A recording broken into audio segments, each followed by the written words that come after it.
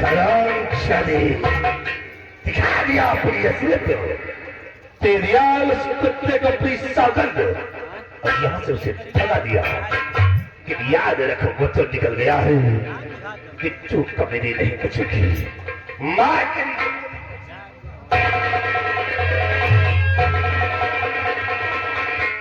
मैं तुझे नहीं छोड़ूंगा। आज न मालूम कहां से मेरी रास्ते का रोड़ा बन गई है। चाच उस कुत्ते को सौगंध देकर यहाँ से भगा दिया। मैं हरामखोर तेरी सूरत नहीं देखना चाहता। मैं तुझे तुम क्यों गई हो? खोलते हुए क्यों उनको क्यों ठंडा कर रही हो? हट जाओ। कमीने ने उस कुत्ते को सौगंध देकर यहाँ से भगा दिया है तो मैं इसे नहीं।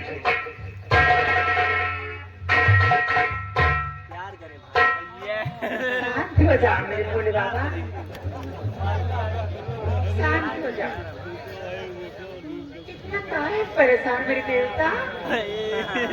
आपकी लक्ष्मी आ गई, परेशान होने की कोई जरूरत नहीं। अरे वो चला गया तो उसे जाने दो ना। आज नहीं कल फिर हाथ आएगा, जाएगा तो कहाँ जाएगा। और रही बात इसकी, स्वामी जी अगर इसे मार दोगे तो घर का काम काज कौन करेगा? जरा सोचिए मेरे देवता, मेरे भोले बाबा।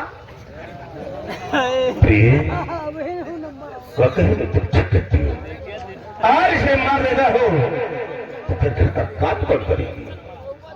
आज तुम चाहती तो मैं इसे छोड़ रहा हूँ, लेकिन आयता के लिए समझा देना कि तुम्हारा मेरे रास्ते में नहीं आएगी, अन्यथा मैं इसे शुभ कर दूंगा। चांदी कान खोलकर सुन लो, तो कोई मेरी शकी बहन नहीं है। तुझे बिरारी जंगल से उठा कर लाए, सिर्फ तेरी परवरिश हावेली में हुई है। आज तुम्हारा मेरे रास्ते में आई तो मिटा दूंगा। इसलिए तुम्हारा चुनन नहीं करना मेरे रास्ते में आने की। बाबा जी क्या भैया जो करे सच कह रहे हैं। हाँ तेरे भैया सही बोलते, भोले बाबा पुजारी कभी झूठ नहीं बोलते। ठीक है भैया,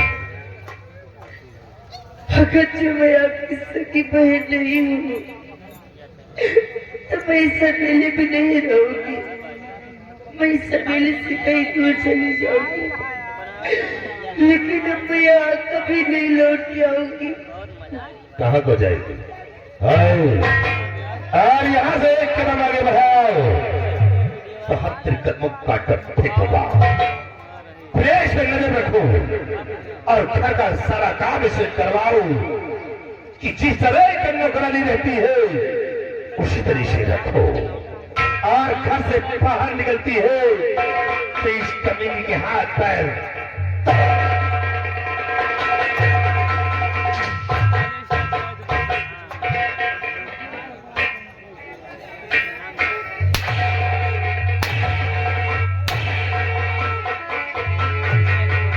ज्यादा मस्ती चलाइए। जब विमल सिंह मेरे गाल पर तमाचा मारा तब तो कुछ नहीं बोली, और मेरे पति जब विमल सिंह को मारने लग गए तो आकर सामने खड़ी हो गई। बहुत बड़ी हमदर्दी भाई बहन के बीच में है। मैं कुछ ना हुई, तेरी परवरिश की नहीं। परवरिश मैंने तो नहीं कहा कि आपने कुछ नहीं किया है। आपने मुझे मेरी माँ को प्यार दिया है तो मैं कैसे कह दूं कि आपने कुछ नहीं किया है। राम चाची अभी तक घूम रही थी हैं? अभी तक घूम रही थी सारा दिन।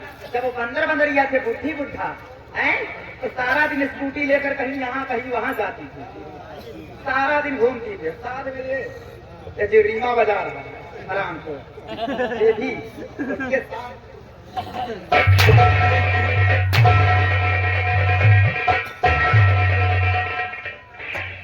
उससे पूछी कहाँ जा रहे हैं तो कहता चौराहे पे जा रहे। कपड़े धोकर आई कि नहीं रे?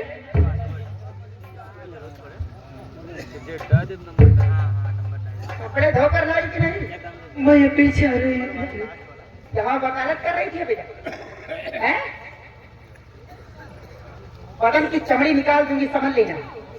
आराम से ना जाने किस रंडी माँ की मनहूस औलाद है, चल मेरे के माँ बाप ने छानियों में फेंक किया, और यहाँ पे जिस दिन से तेरे कदम पड़े सवेली के अंदर पूरा घर तो बर्बाद हो रहा है। क्या होता है सवेली के अंदर तो बिखर गए तो तेरी वजह से।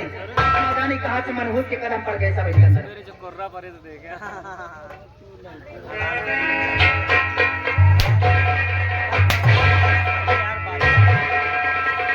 कपड़े अच्छी तरह धोकर ला, समझी?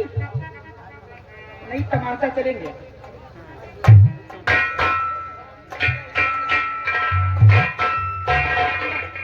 चंदा देवी नाम है, प्यार से महालक्ष्मी कहते हैं मुझे।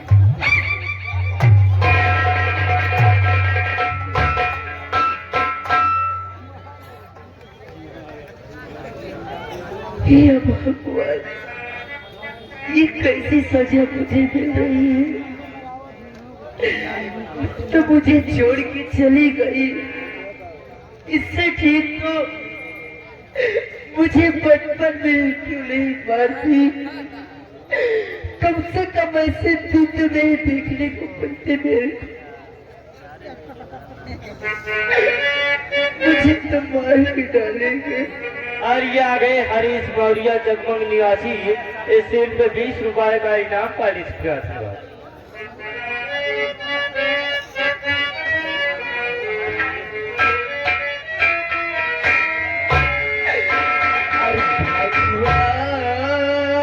किस कसूर की दी मुझे सजा,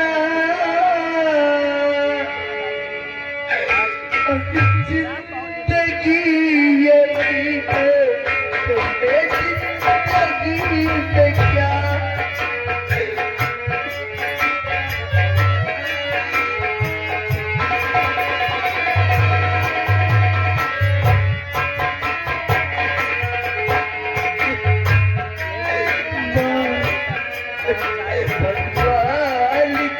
कसूर की मुझे सजा, जिंदगी यही है जिंदगी में क्या?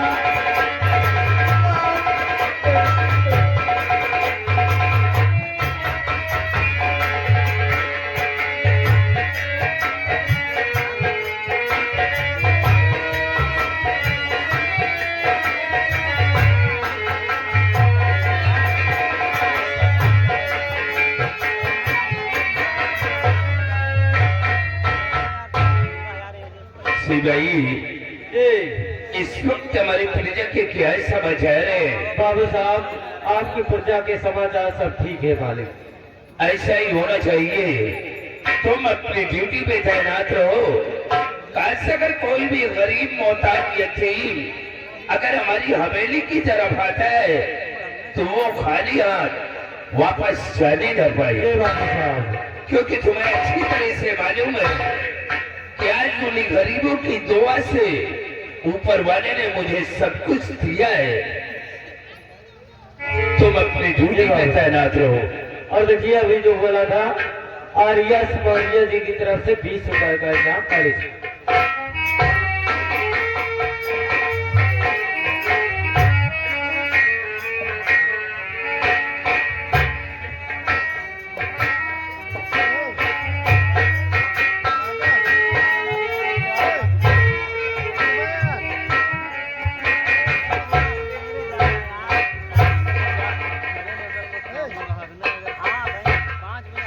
क्या बात है दादाजी,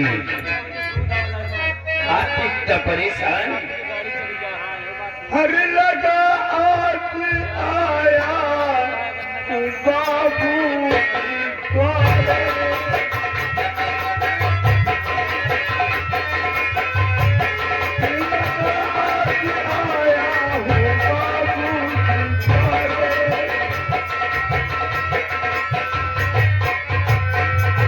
लगा आग आया बाबूजी द्वारे और नहीं कोई दुनिया में बाबू हमारे।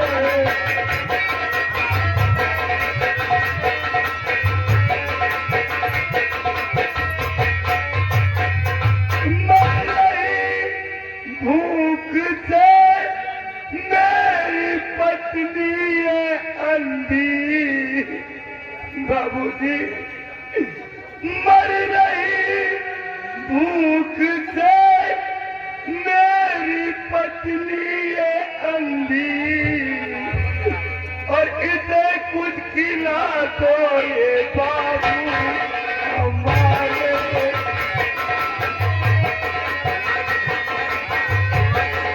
इसे कुछ खिला दो ये बाबू हमारे। बाबूजी भूख से हम दोनों प्राणी की जान निकलने वाले हो सके तो एक टुकड़ा रोटी खिला दो बाबू, आपको बहुत बड़ा एहसान होगा बाबू। दादाजी आप घबराइए नहीं, आपको भोजन मिलेगा।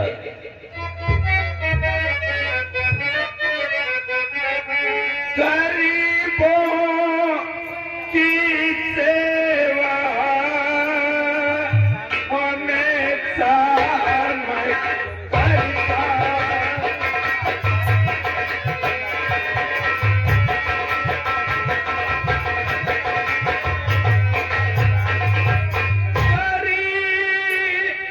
गरीबों की सेवा हमेशा मैं करता, तुम्हारी मुसीबत को मैं हूँ समझता।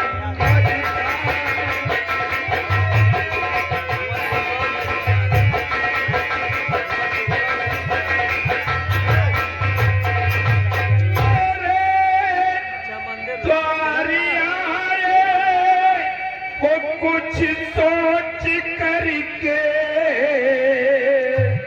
और यहाँ से न कोई खाली हो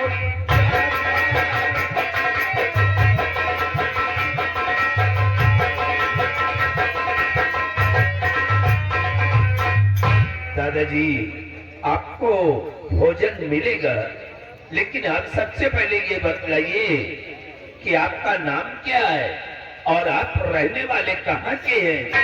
आपके पास कोई बेटा बेटी है या कि आप अनाथ है? नहीं बेटा, ये सब मैं नहीं बतला सकता।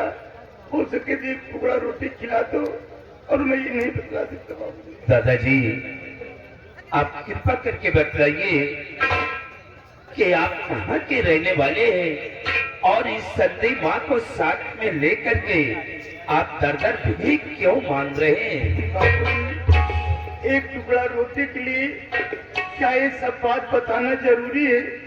नहीं, मैं ये नहीं बतला सकता। ए सीता, चलो यहाँ कुछ नहीं मिलने वाला, चलो। ठहरो दादाजी, आप दोनों हमारे माता पिता के समान हैं। अगर आप मुझे अपना बेटा समझते हैं तो आपको हमारी कसम आप बतलाइए कि आप दर दर भीख क्यों मांग रहे हैं? बेटा, आपने कसम खिलाकर मुझको मजबूर कर दिया है। अगर जानना चाहते हैं तो सुनो कि मैं कौन हूँ बेटा। कौन हो? बेटा, आपने सूरतगढ़ का कभी नाम सुना है? मैंने सूरतगढ़ का नाम सुना है। तो बेटा, वहाँ के जमींदार धर्मपाल सिंह का भी नाम आपने सुना होगा। मैंने उनका भी नाम सुना है। बेटा, मैं कोई और नहीं, मैं वही सूरतगढ़ का बस नसीब जमींदार, मैं धर्मपाल सिंह बाबूजी। ओह गॉड, लेकिन आपकी ये हालत कैसे हो गई? बाबूजी, मेरी बहू और मेरे बेटे ने कई दिनों तक भोजन नहीं दिया, ऊपर से मार पीट कर हम दोनों प्राणी को घर से बाहर निकाल दिया बाबूजी। तभी से हम लोग इसी तरीके से भीख मांगते फिरते हैं और अपना पेट पालते हैं बाबू। लेकिन मैं आपके आगे हाथ जोड़ता हूँ, ये सब बात किसी से मत बताना कि मैं सूरतगढ़ का जमींदार धर्मपाल सिंह हूँ, नहीं मेरी इज्जत का जनाजा निकल जाएगा बाबूजी। ये किसी से मत कहना बाबू। दादाजी आप घबराइए नहीं, इस बात को मैं किसी से नहीं कहूंगा। ऐसी भाई तुम जाकर हमारी बेटी को बुला कर ले आओ। और दादाजी आज से भीख मांगने की तुम लोगों को कोई जरूरत नहीं है। तुम दोनों प्राणी जिंदगी भर हमारी हवेली पर रहो।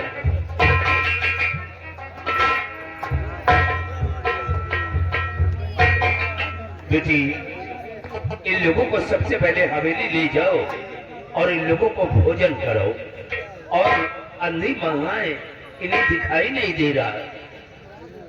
हाँ बेटी, और इन लोगों के कपड़े ये बहुत पुराने हो चुके हैं, इन लोगों को कपड़े भी दे देना चाहिए। सिपाही देख रहे हो क्या ये अपने बहू की वजह से ऐसी हालत पर पहुंच चुके हैं। जी बाबू साहब, इस उम्र में इन्हें आराम करने की जरूरत है, उसके बदले ये लोग कटोरा लेकर गली गली भीख मांग रहे हैं। जी बाबू साहब, लेकिन अब इन्हें भीख मांगने की कोई जरूरत नहीं कोई है। जरूरत नहीं बाबू। बाबू साहब मिट्टी दो। क्या हुआ बेटी? कुछ नहीं बाबूजी, बच्ची इजाजत ले लीजिए, अगर इजाजत हो तो मैं चली जाऊँ। कहाँ जाओगी? मैं क्या? कौन भक्तन के पुरावा में क्या? अरे मैं अपनी सहेली डम्फल के पास जा रही हूँ। अच्छा, डम्बल से हाँ जाओ बेटी, लेकिन शाम होने से पहले हवेली पर वापस आ जाना, आ जाऊंगी। क्योंकि दादा और दादी जी का भी ख्याल तुम्हें रखना है। अच्छी बात है। नमस्ते। नमस्ते। तुम जाओगे क्या भक्तन के पुरावा? दिखाई भी नहीं पड़ना है माँ। सिपाही जी बाबू साहब, इन लोगों का तुम भी बराबर ख्याल रखना। जी बाबू साहब बराबर। अगर इन लोगों को कोई तकलीफ हुई तो सोच लो कि मुझसे बुरा तुम्हें कोई मिलेगा कोई नहीं। तकलीफ नहीं होगी आओ बाबू हमारे साहब। साथ। चलिए, अगर आपको भी चलना हो तो बताइएगा बाबू साहब।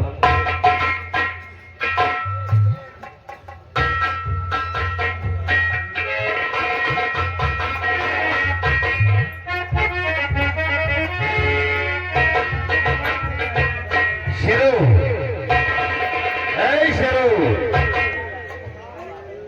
आओ शेरू। सिरो क्या रे बात है? इस घर में यार आए दिन के झगड़े से सारा जी हो गया।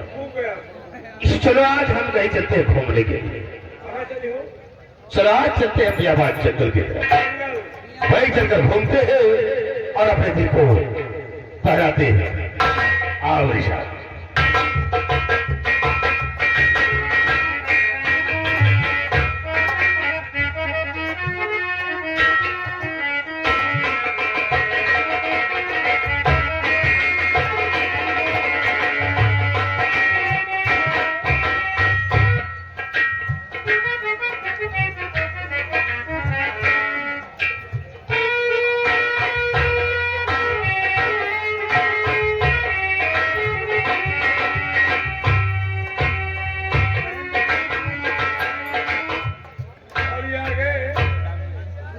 चंद कल्याणी 50 रुपया घर मालिक को व्यवहार, रामकरण दुर्गापुर 100 रुपया घर मालिक को व्यवहार, शेर बहादुर 100 रुपया व्यवहार, अर्जुन विश्वकर्मा 50 रुपया व्यवहार, रामकरण विश्वकर्मा परैया 100 रुपया, विश्वकर्मा रमशापुर 200 रुपए और